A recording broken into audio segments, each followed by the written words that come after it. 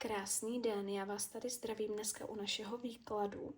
Dneska se podíváme na situaci a na otázku, kdo se vám ozve.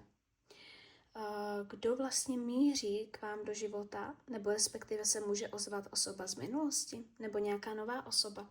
Uvidíme, co nám karty sdělí. Já teda od vás budu potřebovat, abyste si vybrali balíček. Máme jeden tarot, máme druhý tarot. Mám tady takové pyramidy, takže si vyberte, jaký se vám líbí, ať už podle balíčku nebo podle pyramid. Zkrátka tam, kam vás to bude více táhnout. Ještě takhle na úvod vám chci říct, že pokud mě ještě nesledujete, tak mě můžete dát odběr. Pokud s vámi výklad bude rezonovat, budu moc ráda, když mi zanecháte like. Komentář k videu, komentáře si vždycky pročítám a jsem neskutečně vděčná, že mě dáváte zpětné vazby, že mě dáváte odezvy. Snažím se vám i odpovědět.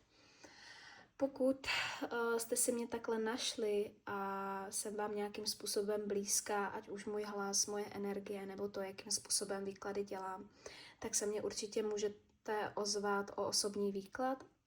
Buď jsem na YouTube, na Instagram, na kterém se jmenuji hlas_osudu, nebo na můj e-mail hlasosudu@email.cz, kam mě můžete psát pro osobní výklady, pokud to buď s někým bude rezonovat, nebo zkrátka mě chcete skontaktovat, chcete poradit s jistou situací životní, nevíte jak dál, víte jak to je. Takže tak. Dobře, takže vezmeme si balíček číslo 1 teda a koukneme na to, kdo se vám ozve. Kdo se vám ozve? Tak. Takže si tady jdeme zamíchat. Kdo se vám teda ozve v blízké době? Kdo se vám ozve v blízké době? Kdo se vám tady ozývá? Wow, vypadla nám karta lásky, partnerství, silného pouta. Tady se vám ozývá osoba, se kterou jste prožili nějakým způsobem nějaký vztah pevný, partnerský. Řekla bych, že to tady trvalo i dlouhodobě. Je tady spousta bolesti, je tady spousta neupřímnosti. Něco jste si neřekli upřímně. Mohla tady dojít k nevěře nebo k nějakému podvodu nebo překročení hranic z hlediska i morálky, vašich morálních zásad. Zkrátka, tento člověk překročil vaše hranice, několikrát vám mohl ublížit. Ale když se ozve, protože vy k němu máte stále citové pouto, nějakou citovou přitažlivost, stále vás k němu něco táhne, řekla bych, že pořád nedokážete zapomenout na chvíle a na věci, které jste spolu prožili, i co k této osobě cítíte. Vnímám tady z těch karet, jak kdybyste i měli pocit, že na tu osobu nedokážete jen tak zapomenout a že byste byli schopni odpustit opravdu opět cokoliv. Jo, protože tady jsou karty naplnění. Tady je to, že vám se tady splní sen, když ona vám napíše, ta osoba. Jo, jak kdybyste na to čekali, jak kdybyste to i vnitřně cítili, že on vám nebo ona vám opravdu napíše. Zkrátka vaše osoba. Takže tato osoba se tady vám ozývá.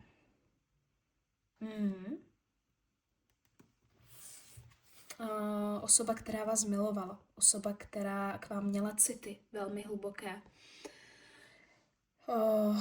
A bylo tady mezi vámi teda velmi silné pouto. Řekla bych, že stále trvá. Ačkoliv tady z obou stran mně přijde, že jste si něco udělali vzájemně. I neupřímnost, lež, nějaká hádka, ve které jste si mohli lhát, ale to pouto citový, který k sobě máte, je silnější.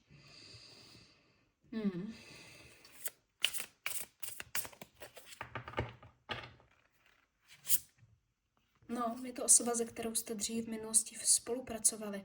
Tady je šance na nápravu na to, že začnete znovu spolupracovat. Se to tady mezi vámi obnoví. No, byla v tom buď v minulosti jiná žena, nebo tohle je vaše energie. Ženy, která si s ničím jak bych řekla, řekne zkrátka to, co si myslí, nebojí se. Mohla jste být v hádce hodně taková urputná, hodně si trvat na svým, mohla jste křičet, mohly tady být opravdu hodně projevený emoce, jo, vůči tomu člověku. A hlavně ho jako žena velmi přitahujete. Buď to jste žena, která je v ohnivém znamení, beran střelec, nebo tady mám ženy, které jsou dravé, jsou akční a jdou si za tím, co chtějí. Nemají rádi stereotyp. Nerozhodnost. Osoba, která ve vás vyvolala pocit nerozhodnosti nebo nějaké nejistoty.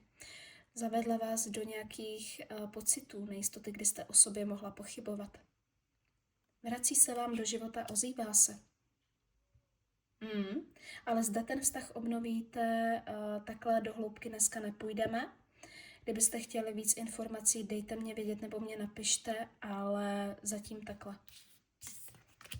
No. Tak, jdeme na balíček číslo 2. Takže, kdo si vybrali balíček číslo 2 nebo modrou pyramidu, tak se jdeme podívat, jaká osoba se vám ozývá. Jaká osoba se vám ozve do blízké budoucnosti.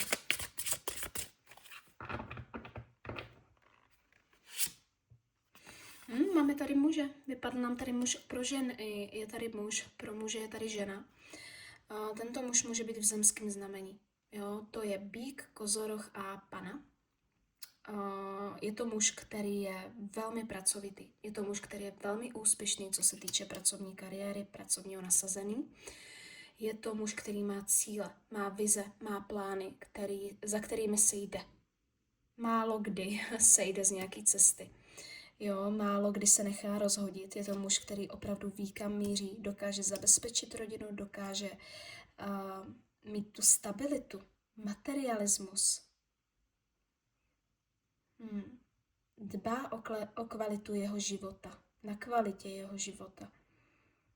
Dbá o sebe jako o muže, ale i o druhé. Je tady i medvěd. Rve se za svý blízké, když je to potřeba, nevzdává se. Tento muž se vám ozývá, vám.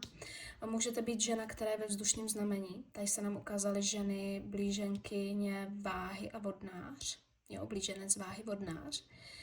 Jste žena, která je vůči němu, nechci říct v negativním postoji, ale komunikace mezi vámi je omezená nebo vůbec není.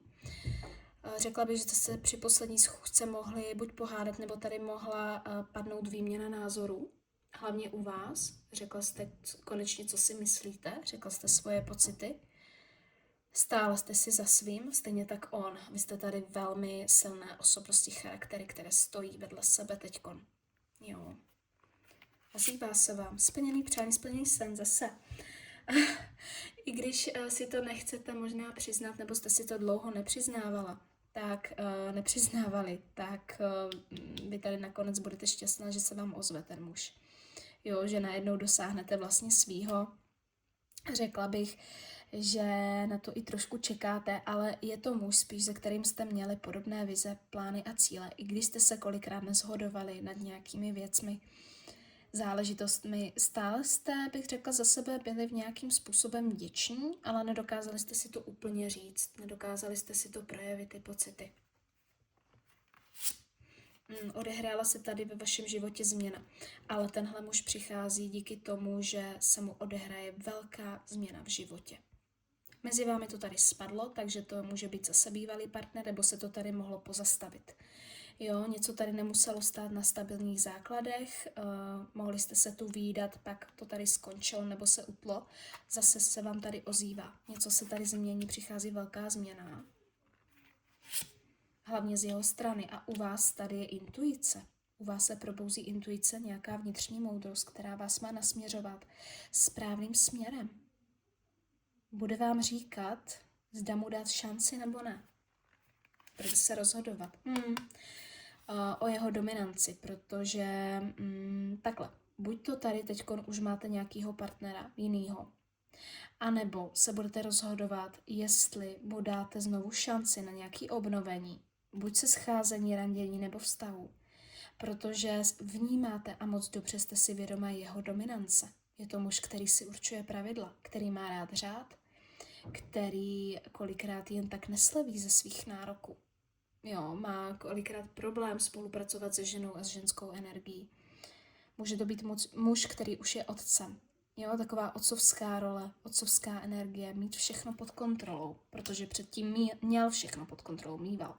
Jo, takže to bude hrát velkou roli.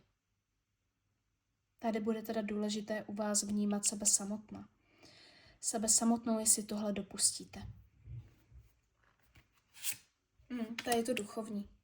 Tady bude duchovní rozhodnutí, ale hlavně duchovní hlas ducha, nebo nějaké vědomí duše. A právě to tady máte u té své intuice. To je to kouzlo, to je ta síla toho. Tak, takže moc vám všem děkuji, že jste tohle videjko, tenhle výklad se mnou dokoukali do konce. Mějte se krásně, budu ráda teda, když se mě ozvete, když napíšete do komentáře, jaký číslo balíčku jste si vybrali, jak vám to sedlo, jestli jste se v tom našli. Budu se těšit u dalšího výkladu, klidně mě pište do komentářů, jaký typy a jaký názvy, jaký témata byste chtěli tady na YouTubeku probrat. Mám v plánu tady sem dávat i predikce na vlastně jakoby měsíce, na duben, květen, červen, červenec, až na to bude víc času a prostoru. Chci tady být s váma opravdu díl, chci tady být s váma více. Takže tak, teď mě teda můžete sledovat na Instagramu, kde jsem velmi aktivní, jsem tam jako hlas osudu, dávám všechno do popisku videa a můj e-mail, kam mě taky můžete kontaktovat, tam bude. Jo? Tak jo, mějte se krásně a budu se těšit příště.